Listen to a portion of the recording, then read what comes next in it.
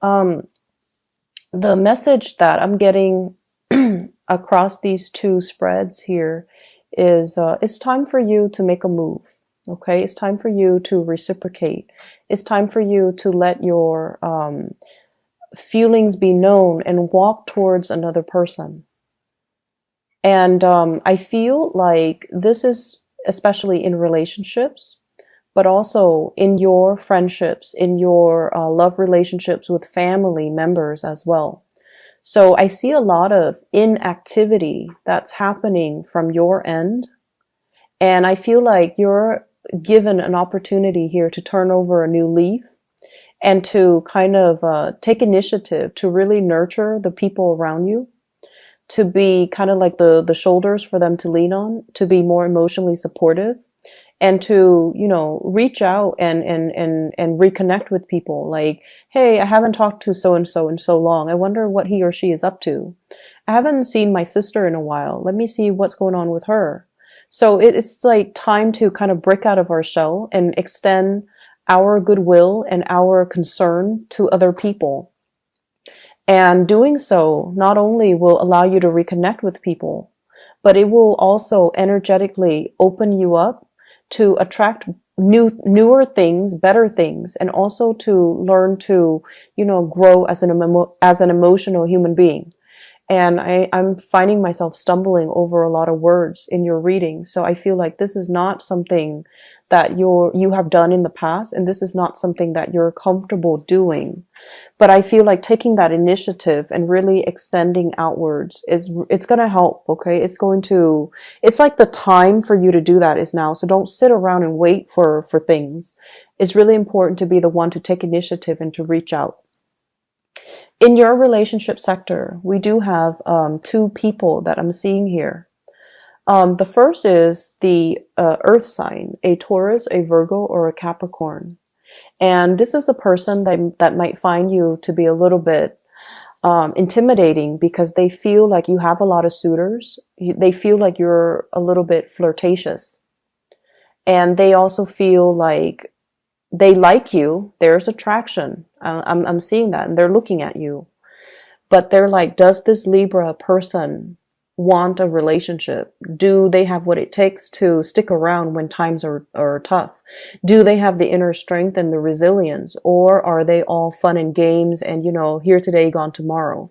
So I feel like somebody is questioning whether or not you have what it takes to be a serious relationship partner, whether or not you're going to hang around and be with them through thick and thin, and whether or not they can rely on you, and whether or not, you know, your intentions, your feelings are deep and not just superficial.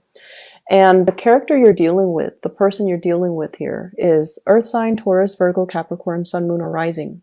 This is someone who's very financially stable. They're self-made. They've had to work really, really, really, really hard. Okay, 10 of Wands, hard work, dedication. This is not somebody that's born into money, that inherits things from mom and dad, that had like, you know, things handed to them on a silver platter. Everything that they have accumulated in life, they've accumulated through their sheer determination, their hard work, and their dedication.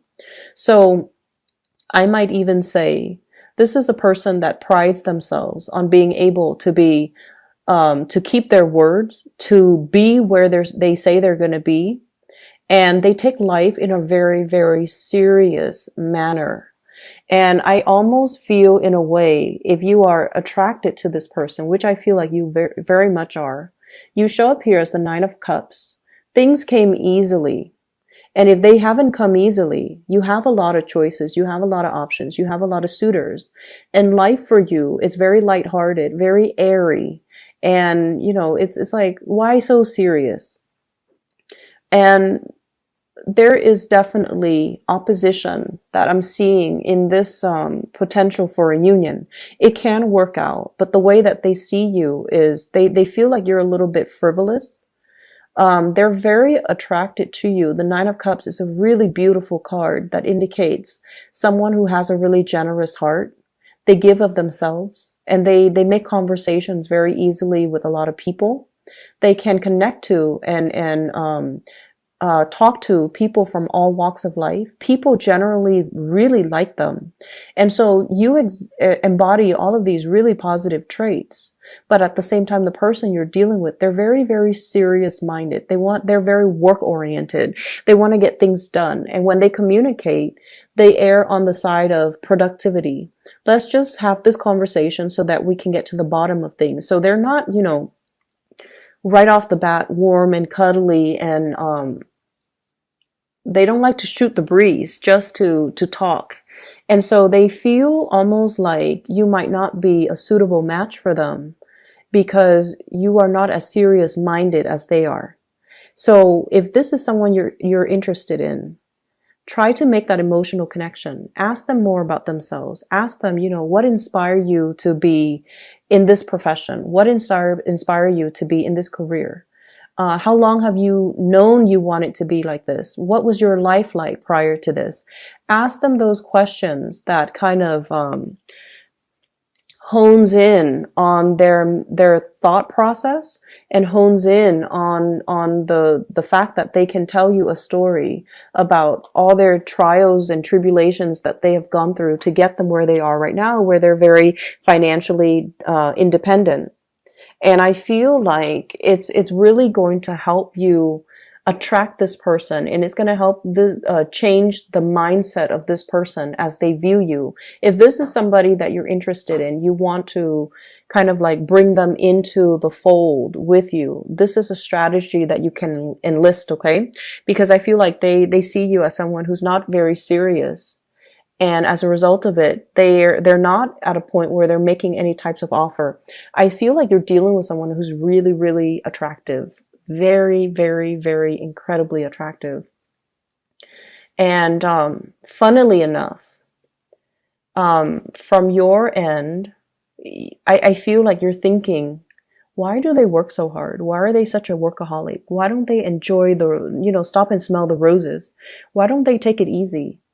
And you look at them, the person that they are right now, and you're like, they're very financially stable, very financially solvent. And, they're kind of like at the peak of their career. Everything seems to go their way, but you fail to understand everything. You don't see the struggles behind the scenes, everything that they have to get their hands dirty doing in order to get them where they are right now. You fail to see this. And try to get to know this aspect of the other person, that not that they're trying to hide it.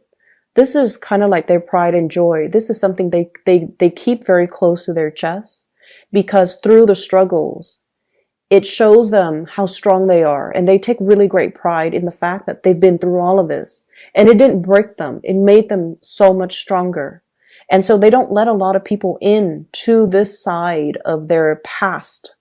And so once you activate this, I feel like you're going to be able to form that emotional connection, and they're going to let you in, and they're going to start to trust you, and they're going to start to see you as a fun-hearted person, but underneath is not all superficial, that there is heart and soul and a really good partner. So I feel like you need to kind of change someone's opinion about you in order to enlist them on their side, on your side, or to make that connection with them. What I'm feeling is, I feel like for many of you, you are definitely coming into this month, or this week at least. I feel like you're in a relationship, okay? What's linked up with you here, Nine of Cups, is the Hierophant. And this is the institution of family, marriage. You might be engaged. You might have a marriage partner. You might have children. You might have, you might be living together. So this is a stable household unit, however you put it. You might be living together with somebody that you're dating. And I feel like if that's the case, the other person feels like they're putting in a lot of the work, and they need help. Okay? So check in with your partner. They see you like this, out and about, having fun, taking things very, very lightly, not really caring so much about the practical things. And then they're like this. They're carrying the burden of their entire relationship. Check in with your partner. Ask them if there's anything that they need help with. And we can't really assume, that our partner can read us and understand us telepathically. But it's always a nice gesture to just say like, hey, I'm noticing you're doing a lot. Can I help? Can I alleviate the burden from you? Can you, and I just keep seeing this sense of the partner being a little bit resentful. And so try to mitigate the impact of that by asking early on, is there anything I can help with? And, if they're doing like a lot of tinkering around the house, like fixing up stuff, maybe put in the effort to cook. Maybe you don't even need to ask them. You just do it. Okay. And if they're, taking care of the kids, driving the kids to school and driving the kids back, picking up the kids from soccer practice, maybe you shower the kids, like you bathe them at night. And so I feel like there's a disconnect in terms of values here. And one partner is feeling like they're doing all the work and the other person is not. And, once again, the energy can be reversed. But I'm seeing more the partner doing a lot of the work, or the crush, or the love interest.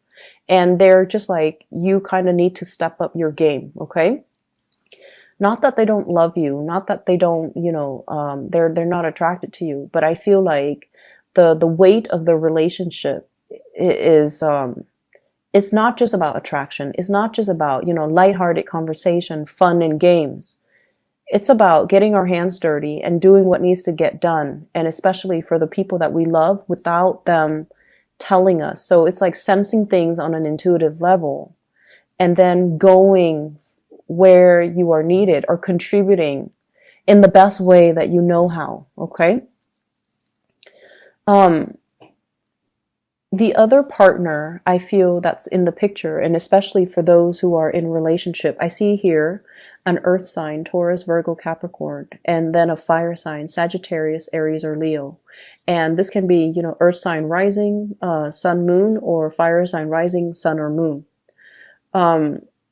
You have another person here.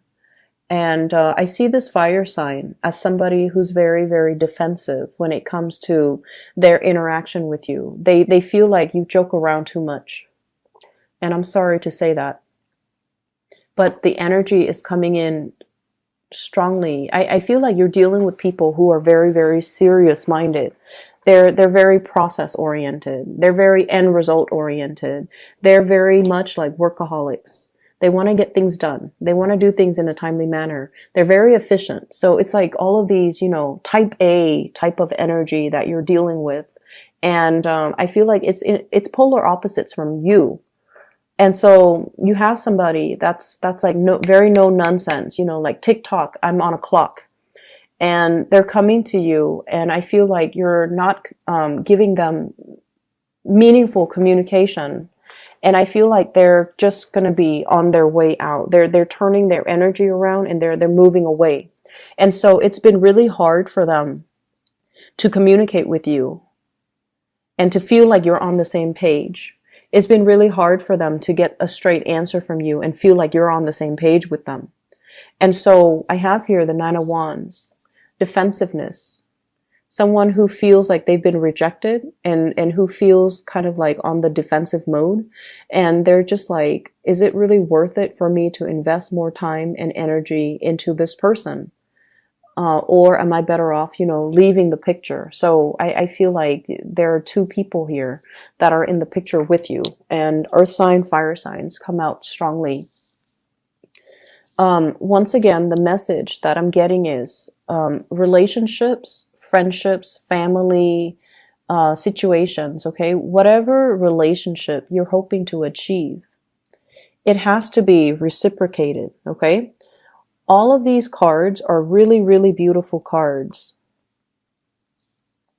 Emotional connections, following up with people, having like a two-way street type of communication, okay, with the Ten of Cups.